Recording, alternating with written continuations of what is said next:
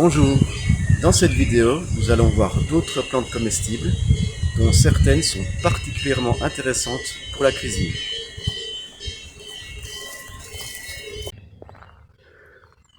L'origan est une plante aromatique.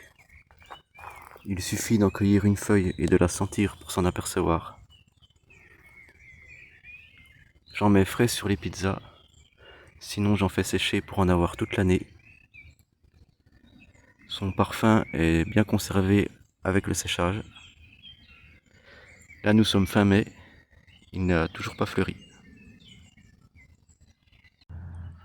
La menthe aquatique est aussi appelée baume des rivières ou menthe rouge. Elle est souvent pourpre sous ses feuilles.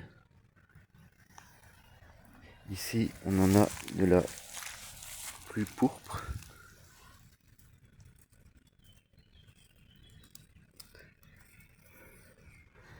C'est la meilleure des trois menthes que je trouve dans la région.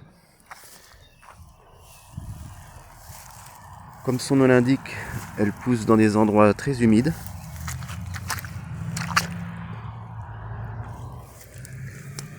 Séchée, elle ne perd que très peu sa saveur.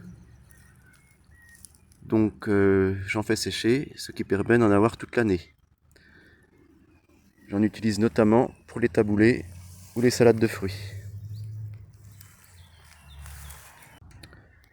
Les feuilles de tussilage sont sorties après les fleurs. Elles se mangent. J'en fais en beignet, mais il y a d'autres manières de les cuisiner, bien sûr. Dans ma précédente vidéo sur les plantes comestibles, je vous ai parlé de l'échinococose et j'ai fait une petite erreur de contenu.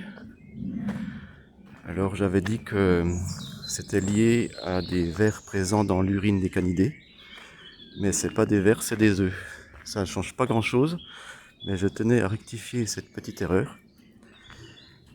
Et je voulais en profiter pour vous dire que si vous voyez des erreurs de contenu, il faut surtout pas hésiter à me le signaler dans les commentaires par exemple.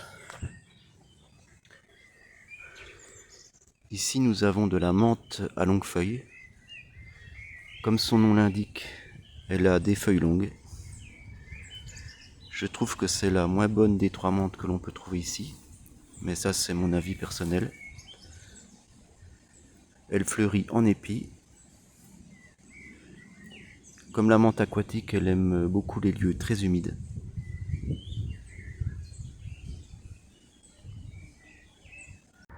Les racines de salsifis se mangent à l'automne.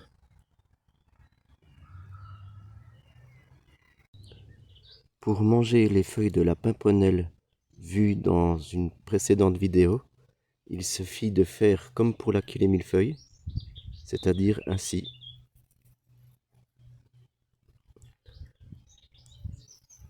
Je cuisine les boutons de salsifis comme les boutons de réponse en épi.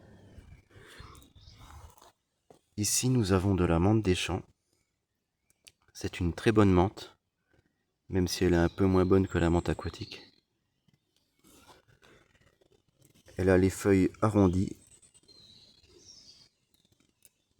plutôt velues, contrairement à la menthe aquatique, et elles ne sont pas pourpres.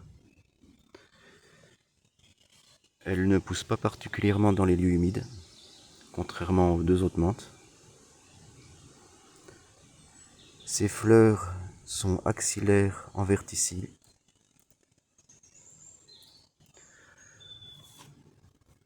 Ici on a de l'origan juste à côté.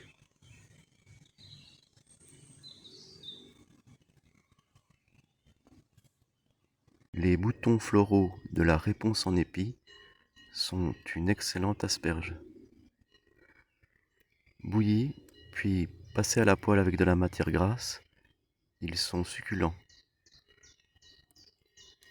Le mieux, c'est de les cueillir avec un peu de la tige, comme ceci. On voit que la tige laisse échapper une sorte de lait.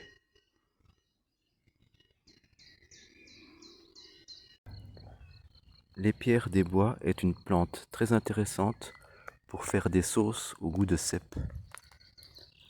Lorsqu'on casse une feuille et qu'on la sent, elle n'a pas une odeur très agréable. Mais cuite, elle prend une odeur de cèpe bien prononcée.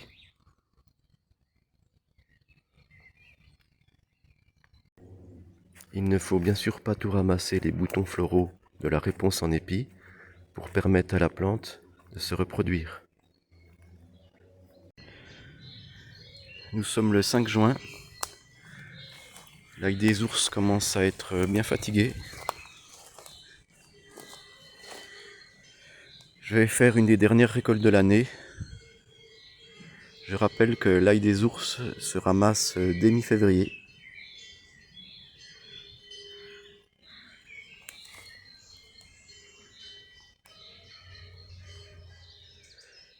Le gaillet odorant n'est pas du tout odorant à l'état frais. Mais séché, il exhale un parfum proche de la vanille. On peut aromatiser les desserts ou des boissons. Lorsqu'on le sèche, il faut faire attention qu'il soit bien séché, pas moisi, pas fermenté, car il produit de l'antivitamine K, qui n'est rien d'autre que de la morora.